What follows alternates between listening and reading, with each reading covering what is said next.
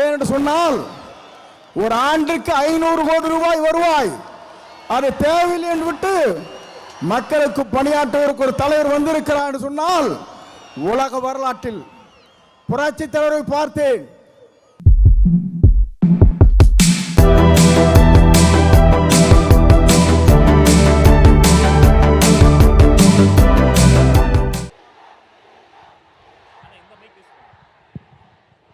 பெரியார் பிறந்த மண்ணில் வெற்றி கழகத்துடைய தலைவர் இங்கே வருகை தந்திருக்கிறார்கள்.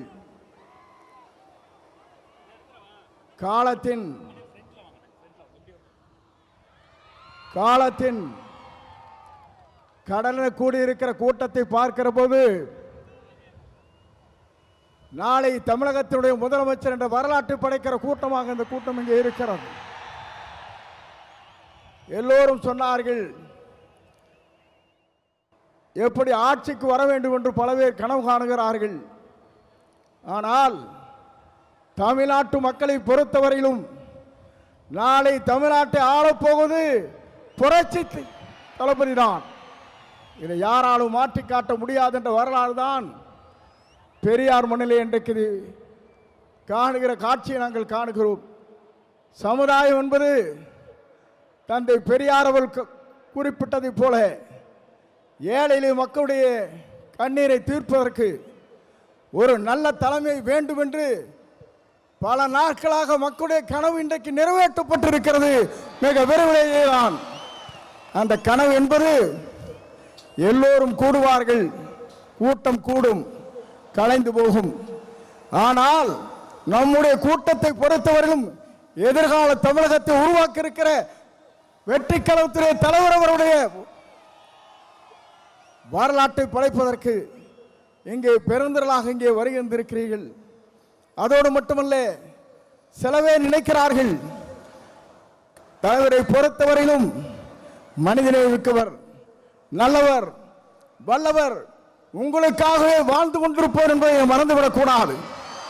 ஏனென்று சொன்னால் ஒரு ஆண்டுக்கு 500 கோடி ரூபாய் வருவாய் அது தேவையில்லை என்று விட்டு மக்களுக்கு பணியாற்றுவதற்கு ஒரு தலைவர் வந்திருக்கிறார் என்று சொன்னால் உலக வரலாற்றில் புரட்சி தலைவரை பார்த்தேன்.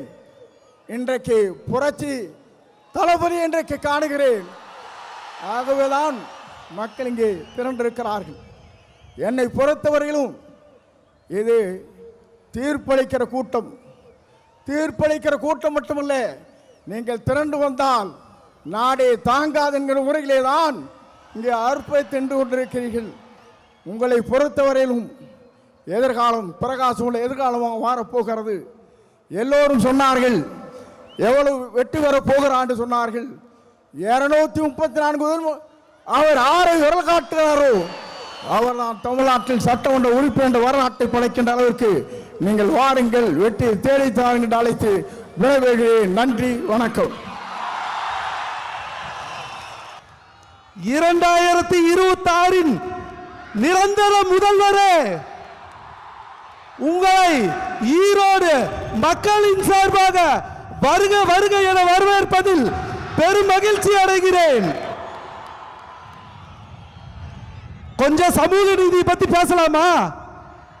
அது என்ன பேசலாமா? சமூக நீதியை பத்தி இந்த மண்ணு நம்ம பேசாம யார் பேசுவா?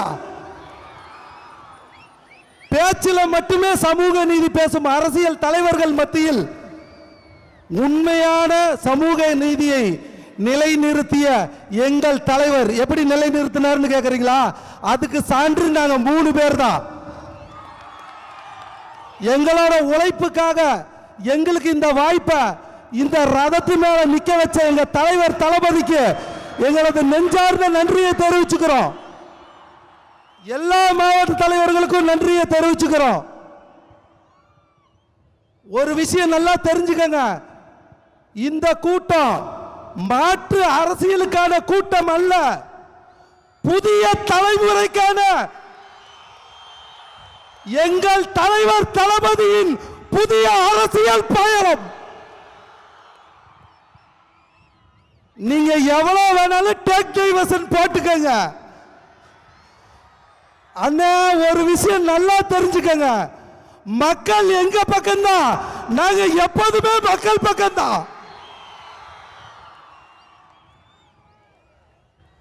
ஒரு பொதுக்கூட்டம், மக்கள் சந்திப்பு பொதுக்கூட்டத்தையே ஒரு மாநாடு மாதிரி நடத்தி காட்டிய கொங்கு மண்டலத்தின் தங்கம் எங்கள் அண்ணன் கே.ஏ. செங்கோட்டையன் அவர்களுக்கு உறுதுணையாக இருந்த எங்க கழக பொதுச் செயலாளர் புஷியன் ஆனந்த் அவர்களுக்கும்,